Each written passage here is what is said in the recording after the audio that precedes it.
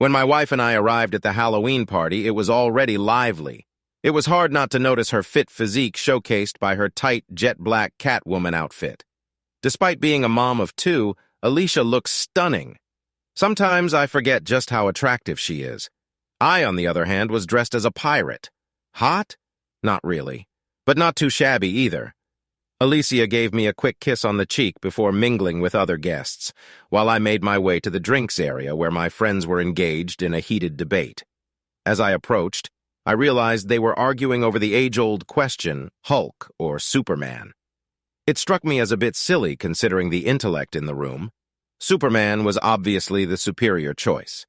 Nevertheless, I decided to join the debate, drawing from my childhood spent at Merston Marvel and DC Comics. Confident in my expertise, I hoped to settle the matter once and for all. However, my arguments only fueled the debate further, turning the conversation into chaos. But that's what happens when you mix beer with grown men. Eventually, we all agreed to table the discussion, opting instead to enjoy the abundance of beer and fun.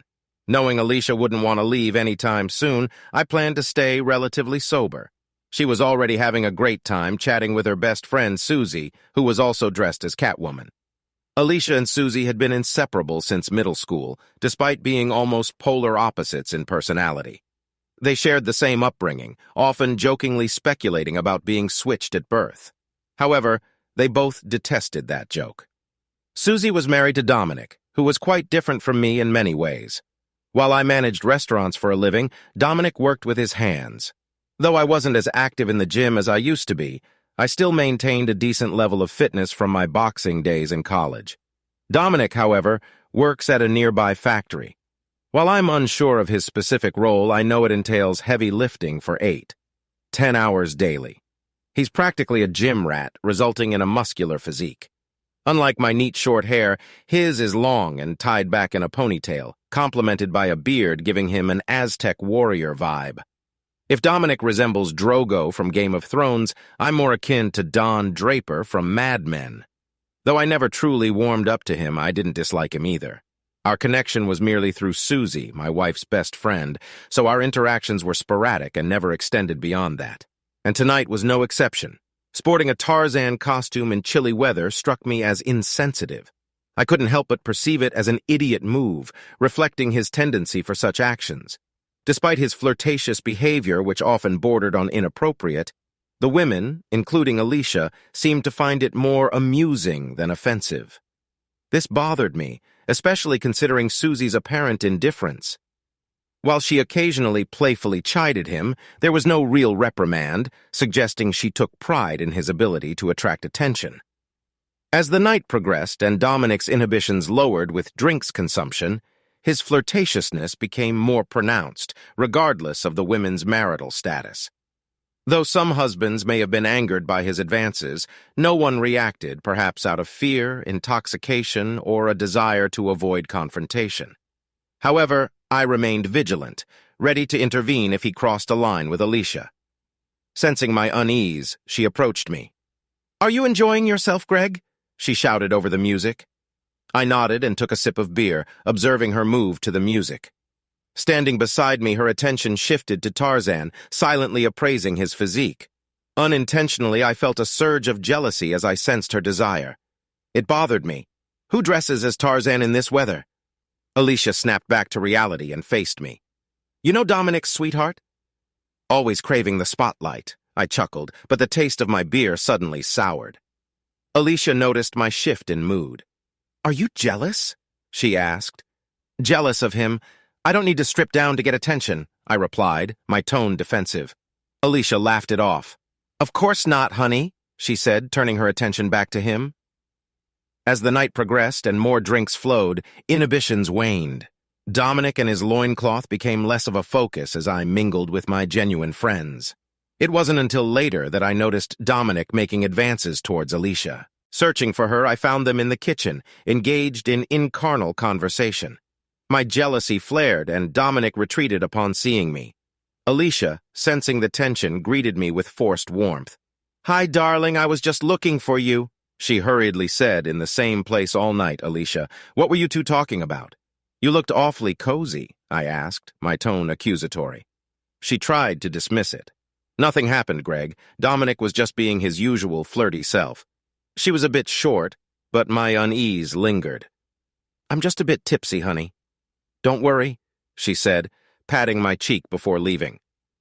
For the rest of the evening, Dominic and Alicia kept their distance, exchanging only secretive glances. It was enough to unsettle me. I needed a break. The beer was kicking in, so I needed a bathroom break. Afterward, I bumped into Dominic as if he'd trailed me. Got a problem, Greg.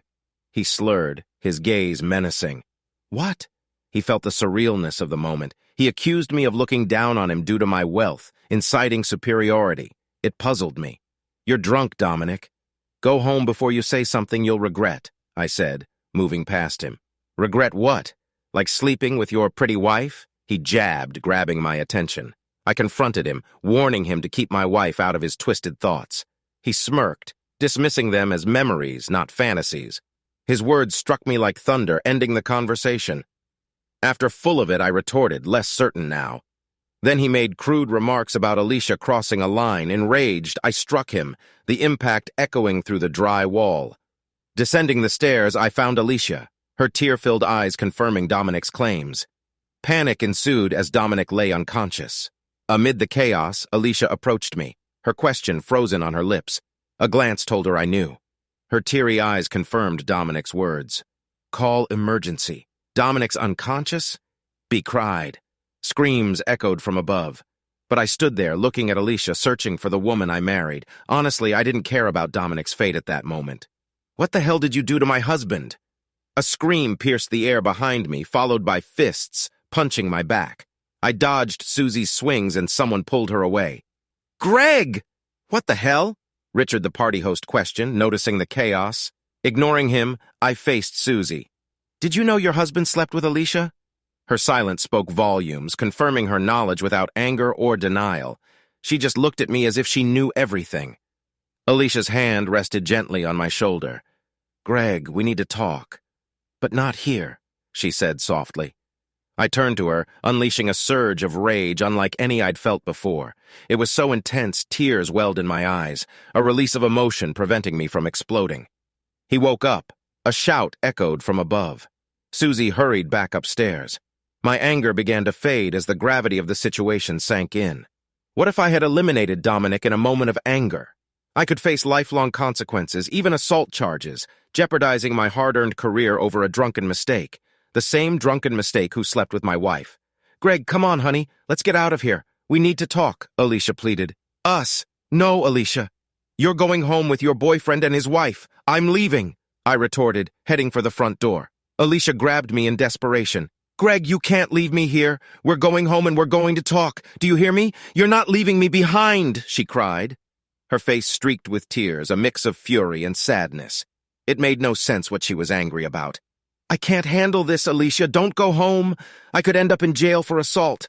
I don't want to add domestic violence to the mix. Damn you, Greg. Damn you. Want to punch me? Go ahead, coward. At least you'll acknowledge me.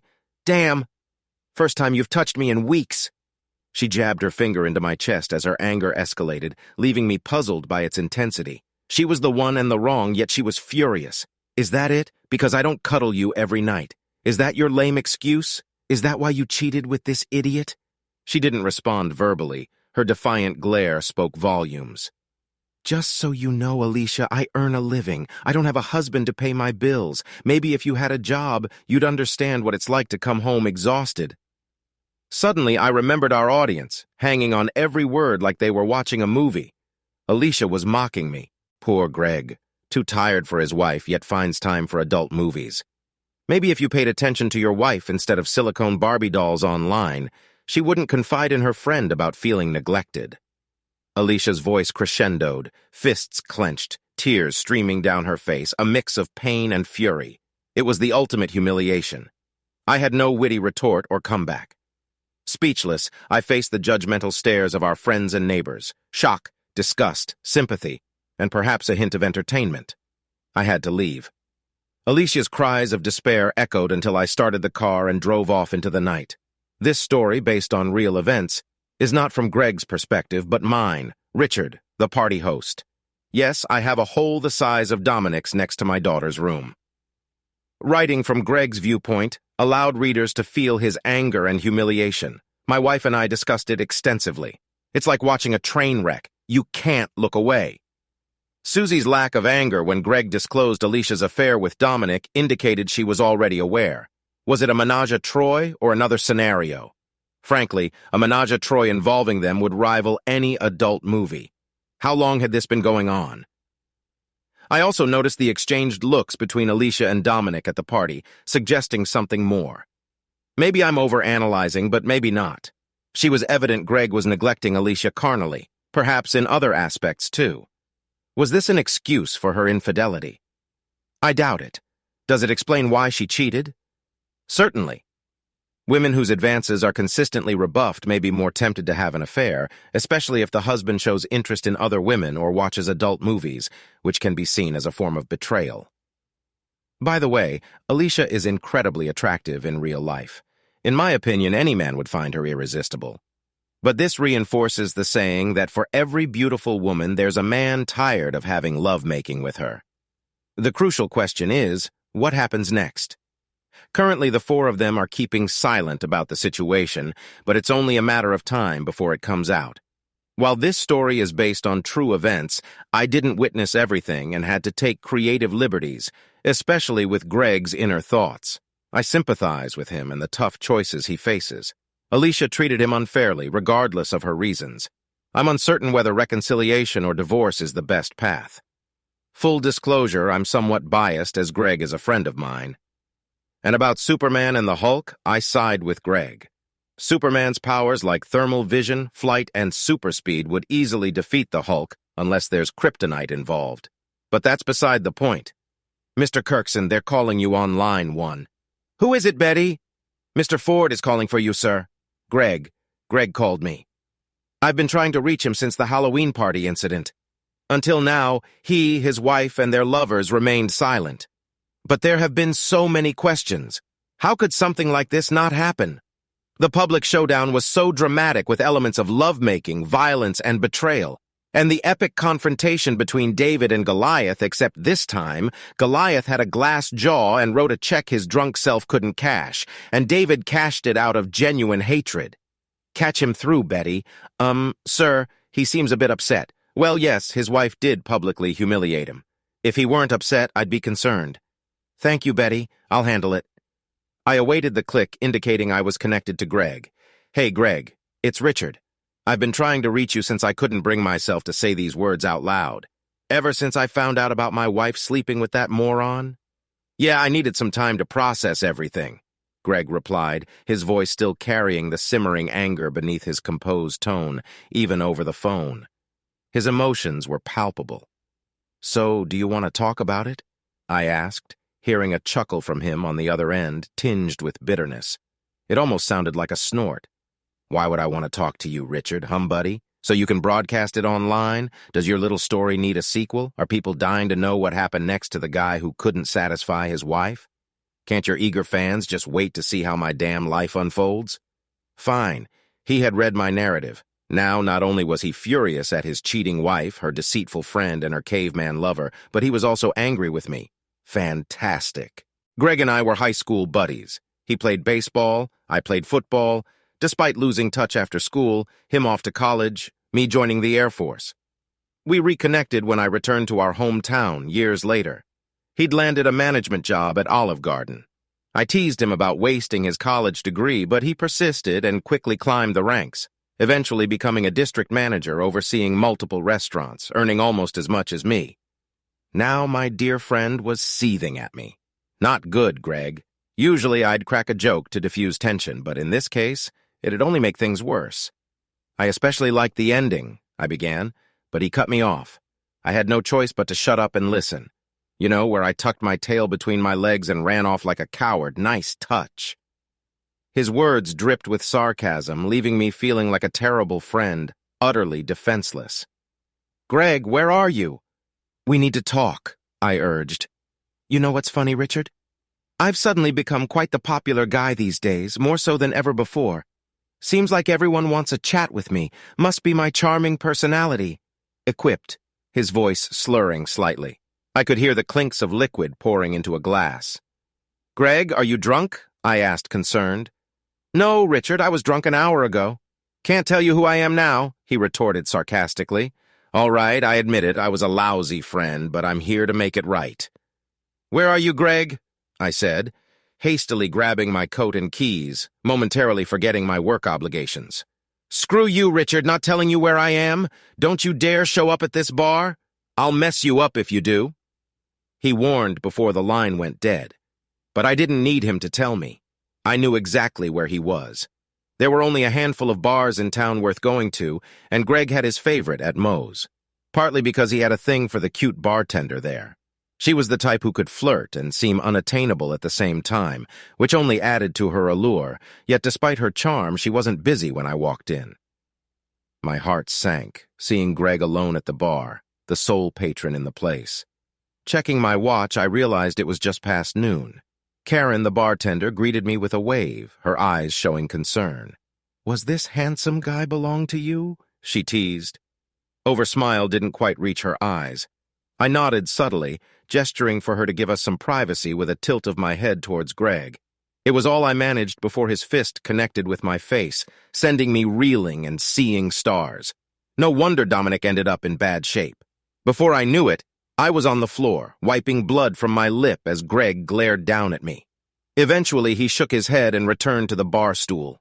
I picked myself up, signaling to Karen to keep quiet as I made my way over to Greg before he noticed me again. She stood before us, eyes wide as saucers. As she started to approach, I silently waved and nodded, signaling that it was all right. In response, she nodded back and resumed clearing tables. Now that that's settled, can we talk? I asked, mustering up courage as I sat down beside him. He took another sip of his beer and shook his head. Off the record, he quipped sarcastically. I chuckled inwardly, at least his sense of humor was intact. Anyway, you really hit a nerve there, he said with disdain. How's your relationship with your mom? You've met her, right? Yeah. I still remember her frisking me to make sure I didn't bring any forbidden stuff into her house. We laughed about it later, Greg recounted, taking another sip before meeting my gaze. For God's sake, Richard, it was bad enough going through that, then reading about it and knowing all my friends knew it was me. Greg, I just pinned it down. I never meant to embarrass you. And besides, no one will even know it's you. I tried to reassure both him and myself. 2 cats, Tarzan and a pirate, plus the pirate who tossed Tarzan into the wall. How many damn Halloween parties do you think that's happened at? Most of them are the same. Greg looked like he wanted to punch me again. You find this funny? Okay, humor was definitely not the way to go. You're right, Greg. I was an idiot. I genuinely apologize for putting you in that spot. Well, I'm not sorry for punching you, he retorted. I rubbed my chin and chuckled. You still punched like a girl? No wonder you always got your backside kicked in boxing. That seemed to break the tension, and it continued to thaw. I managed to coax him away from Moe's and into my car. Karen shot me a grateful look and hugged me as we left. Take care of him, Richard. He's going through a lot, she said. My jaw was throbbing and beginning to swell, but I got Greg out of there, and that was what mattered most. The moment I secured him into my passenger seat, he drifted off, looking like he hadn't slept in days. Instead of heading to his mom's, I drove him to my place. Along the way, I called another friend, John. How's it going, Richie Rich? He greeted me cheerfully as he answered the phone. John was one of those guys who still acted like he was in his 20s. A great guy, though quite immature. I emphasize very, since most guys are at least a little immature. He's the one who sparked the whole Hulk versus Superman debate, always the life of the party. However, none of the wives really want their husbands to be under his influence. He had a knack for bringing out the teenage troublemaker and his friends, but we all love him. John, I need your hand. I found Greg at Moe's. Might need some help getting him into my place and settled in bed. He's out cold. Damn, glad you tracked him down. Been looking for him all week. After what that idiot did to him, it's a miracle he didn't do something drastic. John parked his Mustang behind my Tahoe in my driveway, and together we tackled the task of moving 200 pounds of dead weight onto the couch in my basement. Not an easy feat. After chatting for a bit, he headed out with the promise that I'd keep him updated. Being home early meant I had the house all to myself, which was a rarity. No rare, in fact, that I found myself at a loss for what to do. Didn't want to step out in case Greg woke up disoriented. So I fired up the George Foreman grill for steak and baked some potatoes. Then I flipped through my cable sports package, hoping to catch a good game or at least some interesting sports talk. Settled on a documentary and dug into my meal. It wasn't long before my wife, Nikki, walked in with our kids in tow. "Hey, what brings you home so early?" she asked, planting a kiss on my cheek. The kids scampered upstairs, found Greg at Moe's, sloshed his hell, brought him back here and laid him out in the basement. I explained. She looked hesitant. "Are you sure that's a good idea?" "I don't want any drunken antics in front of the kids. He'll be fine, sweetheart. I'll keep an eye on him," I assured her, feeling her hand caress my cheek, sending a shiver down my spine. That's when she noticed the swelling. "Richard, what the hell? Did he do this?" "I'm all right, honey. Don't worry about it. Rich, get him out of here. Honey, everything's under control. The poor guy just found out his wife was cheating on him a few weeks back, and it happened so publicly. He's on edge. Plus, he's been dealing with it all alone. I'm his friend. He needed an outlet for his pent-up anger, and if that meant taking some hits, I didn't mind. Besides, my jaw's not as fragile as Tarzan's. Maybe he should consider a different costume next year." Nikki couldn't help but chuckle at that. Watching Tarzan get his backside kicked by a pirate was pretty amusing. I doubt Jane would approve. Yeah, Tarzan definitely got what was coming to him. Dominic should spend less time pumping iron and more time hitting the bag, Nikki quipped. "Or at least learn to dodge," she added. We shared a laugh once her giggles subsided. One thing I've always admired about Nikki is her personality and sense of humor. It's one of the reasons why I can't stay angry with her for too long. I headed downstairs to check on Greg. His thunderous snoring assured me he was still very much alive, albeit functionally comatose. I slipped a pillow under his head when he let out a sound that could wake the dead. His drink's breath could have knocked out a bull. "What the heck, Greg?" I muttered, the stench clinging to me. I needed to step away. A few hours later, a zombie-like version of my friend emerged from the abyss. His bloodshot eyes screamed exhaustion and distress as he shuffled around my kitchen. Nikki shot me a silent warning that spoke volumes. Keep him in line or he's out. I approached him in the kitchen. "How you feeling, buddy?" "Feels like my wife cheated on me, humiliated me in front of the whole neighborhood, then ran me over with a truck. At least your memory's intact. 2 out of 3 ain't bad." His eyes narrowed. "My memory's fine. I remember your damn story, too. Remember how you socked me in the face for it?" I rubbed my tender jaw. That part seems fuzzy. Might need a repeat just to be sure it's done. There was no real venom in his words. "Huh? Heard of him? Nice guy once you get past his attitude. By the way, he's on my side and thinks you're an idiot, too," Greg said, grinning.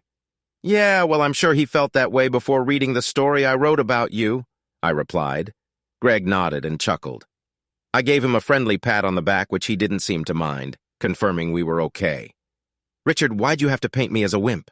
Did I really just bolt like that?" "Wimp? Greg, you took the guy down in one punch. I was half expecting you to bite his ear off.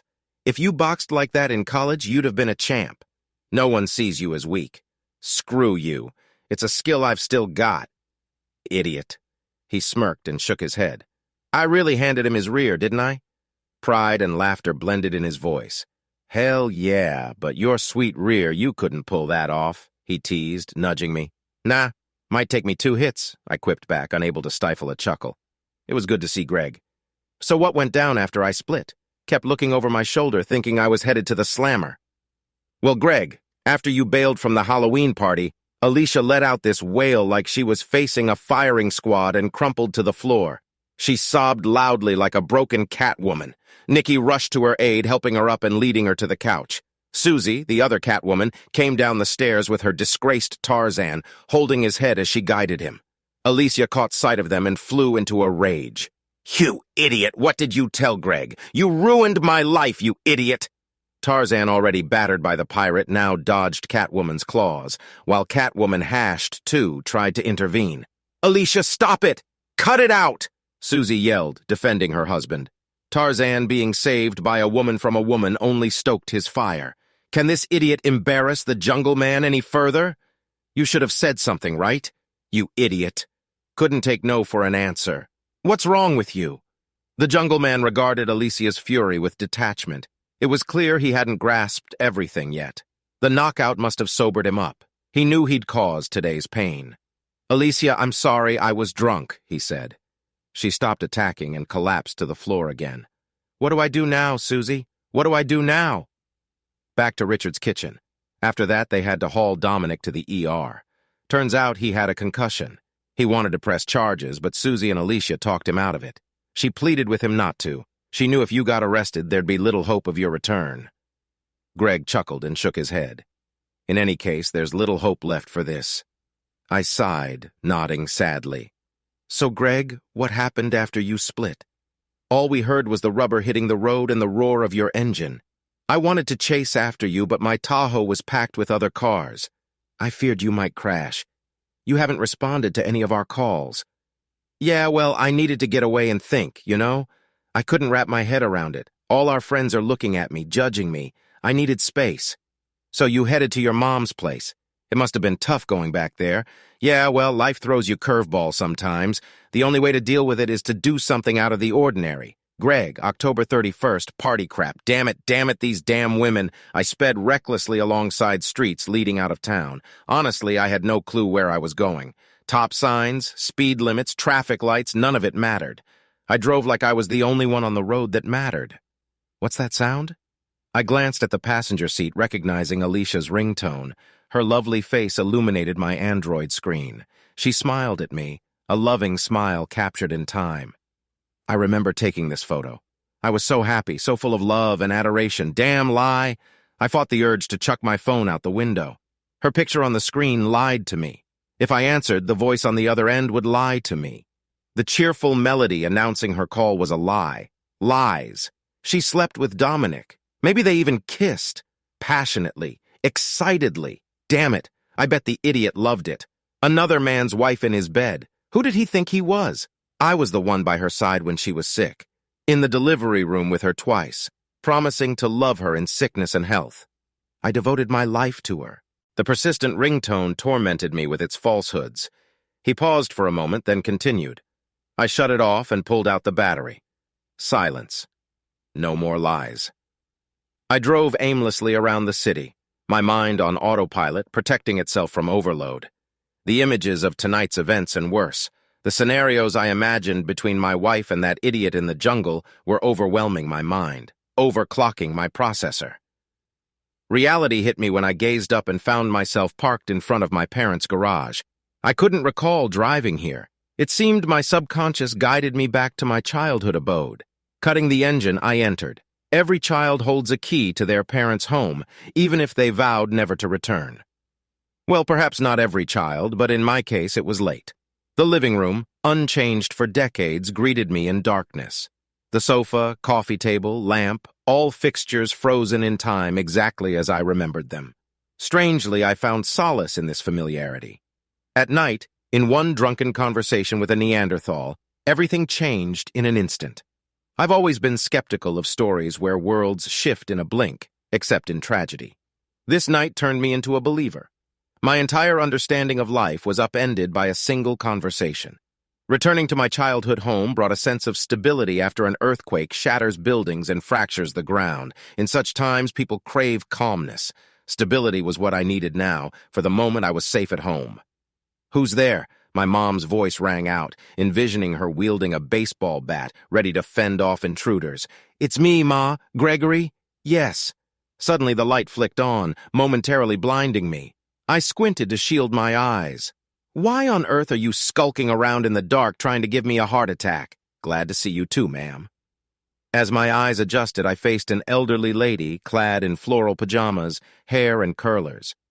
"Why are you here at this hour? And what's with the idiotic outfit?" Straight to the point. "That's my mother." In that moment, I realized I was still in most of my pirate costume. My hat, parrot, and eye patch were long gone. Now I just looked, well, like an idiot. "Long story, Ma. Listen, I'll be staying here for a while. The kids will leave tomorrow, but I'll be back. I'll fill you in, but not in front of them." "Okay." I didn't ask her to stay with her. I simply informed her of my intentions. This might appear odd to most, but it's normal for us. My family isn't what you'd call affectionate. My dad is straightforward, never saying more than necessary and expecting the same in return. Hugs or brief "I love you," reserved for dire moments. My parents were a perfect match, both reserved in affection. How they even conceived me remains a puzzling mystery. They were either destined to find each other or destined to suffer alone. All right, Gregory, you know where everything is. I'm going back to bed. My mom's frail figure vanished around the corner, her voice trailing, and lock up. The next morning, I checked my phone, finding 29 missed calls, 15 from Alicia, some from Richard, and a few from others at the party. I ignored them, knowing they'd likely consist of people eager for gossip about the affair. After a restless night, pain, anger, and confusion lingered. I also wondered about the police. What happened to Dominic after I left? Did he go to the hospital? Press charges? Would I end up in jail?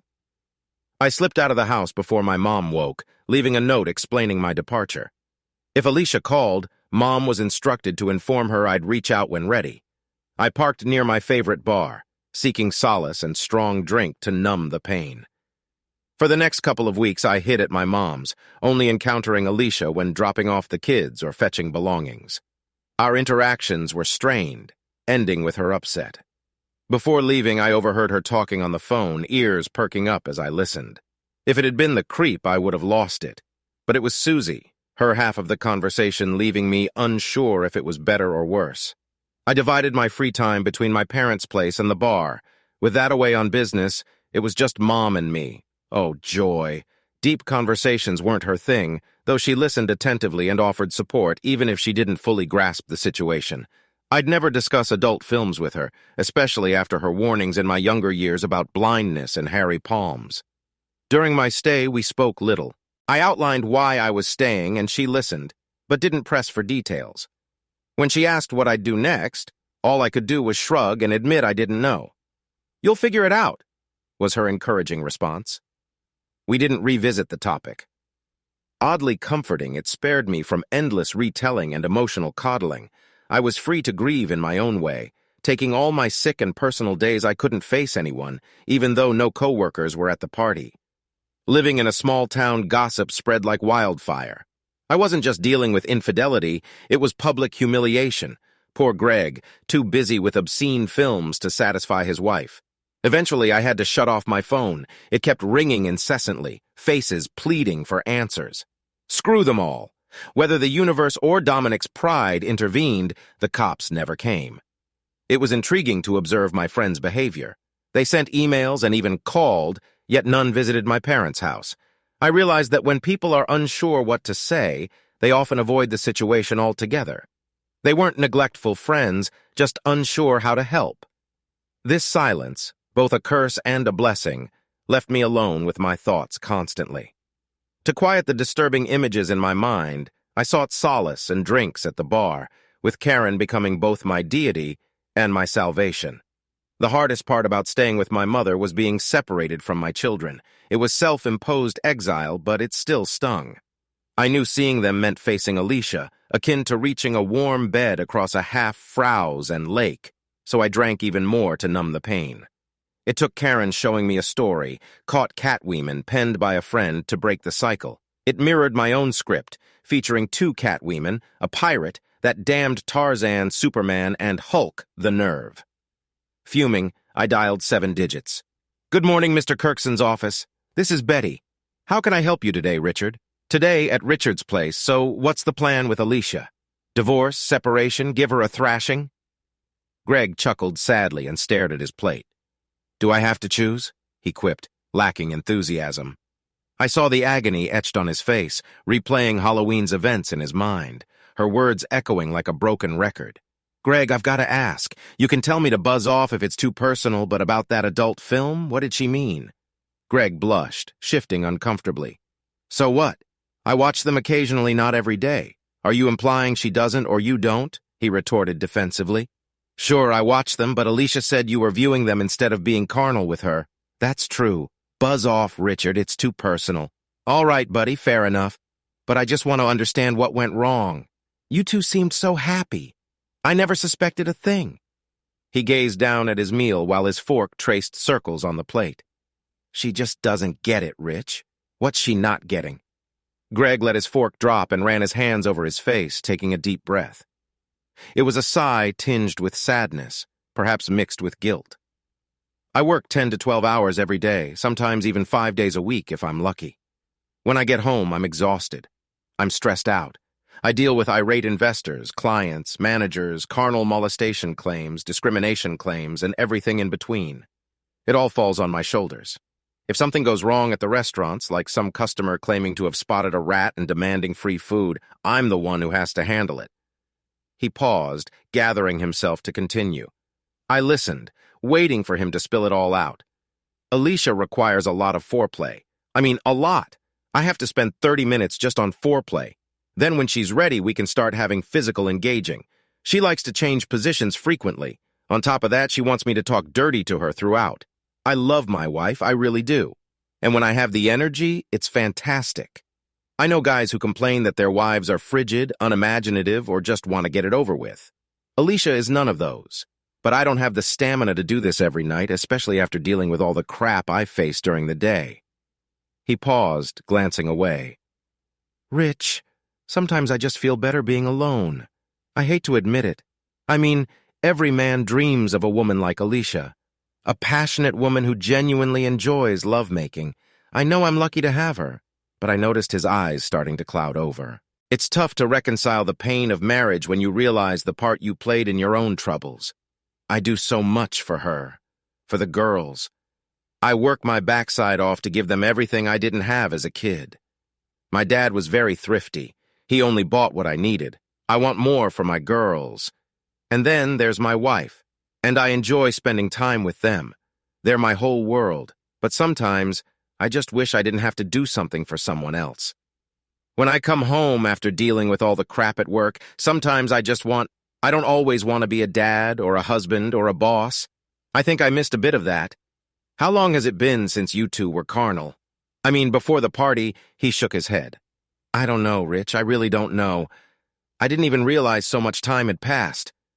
I nodded, a flicker of understanding dawning on me. Then I saw anger flash in his eyes. But that doesn't give her the right to do what she did. Though, Richard, I didn't humiliate her in front of everyone. I didn't cheat on her.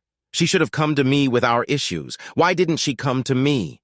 I had to take a risk with my next remark.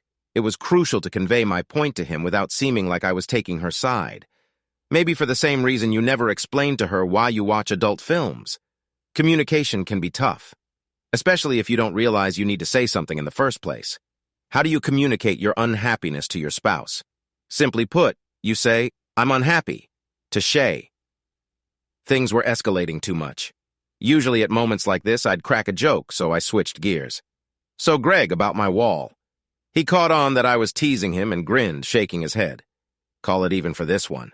Idiot. I thought the punch in the face had evened things out, not quite. I chuckled. Seeing Greg as he was before Halloween was refreshing, even if it was fleeting. Fair enough, that's when I noticed Nikki standing in the doorway with a peculiar expression. Her eyes urged me to see her right away. I left Greg to his meal and approached her. What's wrong, dear? She glanced around nervously and drew me closer to whisper. Somehow Alicia found out Greg's here. She's on her way. Damn, John. Probably called her to vent or something stupid. Unknowingly gave away Greg's location. You need to intercept that woman at the door. Nikki. Nikki raised her hands and shook her head. Rich, I'm not getting involved in this mess. Greg needs to face this. He's been avoiding her for 2 weeks. I felt frustration rising toward my wife. She cheated on him. Haven't you forgotten that? No, I haven't. I've got a damn hole in the wall as a reminder. I glanced at Greg, who seemed oblivious to the impending showdown. What do you want me to do, Nikki? Her expression softened with resolve when she saw my determination to help my friend. He has to handle this himself, babe. You can be there for him as a friend, help him through it, but he can't run from it. She patted my chest and left. I turned to prepare Greg for what was coming. Greg, I heard your conversation. You can't exactly whisper. She's on her way. He rubbed his chin and winced, then his expression shifted to determination. Fine, he said, pushing away from the table. Turning to me, he met my gaze. I'm ready to face this, he declared. With that, he rose and walked out of my back door. Greg, a beautiful sunset. Soft hues painted the pale sky, serene and almost calming. Greg, honey? The serenity shattered. I didn't respond to the alarmed voice signaling the arrival of my unfaithful wife. I didn't even turn to look at her. My eyes remained fixed on the sky above. Alicia interpreted my lack of reaction as an invitation, which in some sense she wasn't entirely wrong about. She settled beside me on Richard's back porch, drawing her knees to her chest as if seeking protection. "I've been searching everywhere for you, honey," she said, starting off in the worst possible way. "I've been in the same place all night," I muttered, deliberately echoing the exact words I'd used when I found her cozying up to Dominic in Richard's kitchen a couple of weeks ago. She seemed a bit puzzled by my response.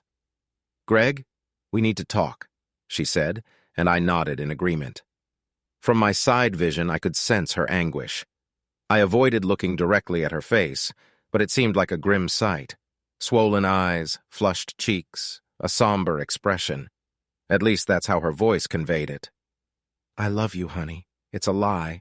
I cut her off. "Greg, stop it. Alicia, just stop it. You can't claim to love me and then embarrass me the way you did. You're not wearing our issues in public like that. I would never do that to you. What are you talking about, Greg?" "You did this to me," she said, her voice rising with anger. "You stormed down the stairs like a madman in front of everyone. You asked Susie if she knew I was sleeping with her husband right in front of everyone's eyes. If you wanted to talk privately, you could have pulled me aside and yelled at me in the car. But no, you were the first one to air out my business like that." In a way, she had a point. I didn't see it that way at the time. I was blinded by rage. "Okay, Alicia, I'll give you that, but I didn't initiate this. Your damn boyfriend confronted me, telling me all about your indiscretions in front of other people. I handled it the best I could. I was furious, rightfully so. Could I have handled it differently?" I paused to rein in my emotions, but I didn't cheat with anyone. I continued. "You didn't have someone come up to you and rubbed my betrayal in your face." I looked her squarely in the eyes. The anger drained from her expression, replaced by remorse and guilt. "I know Greg," she said softly. I simply shook my head. "Do you really think so, Alicia? Do you really?" Her eyes sparked again. "Maybe you didn't physically betray me, Greg, but you weren't present for me. Remember last night when I wanted closeness? And you?" I shook my head. "It was on my birthday. I treated myself to some beautiful lingerie from Victoria's Secret. It was so hot. I indulged in a fragrant bubble bath, getting excited, thinking about the night ahead. I lathered my body with eucalyptus-scented lotion, spent an hour doing my hair and makeup. Do you recall that night?" I did remember that night. That was the day I had to fire Frank. He was my close friend, one of my assistant managers back when I worked at Olive Garden. We'd become good friends over the years. When the allegations surfaced, I stood up for him vehemently. I was certain he wouldn't do something so reckless. But the girl had text messages. Damn text messages.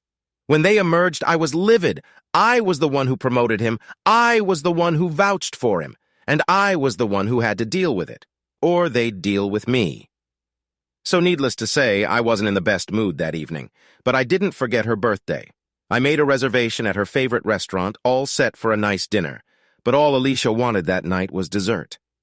We went out to dinner for your birthday, and then we made love that night. Alicia. I recalled this. She shook her head sadly.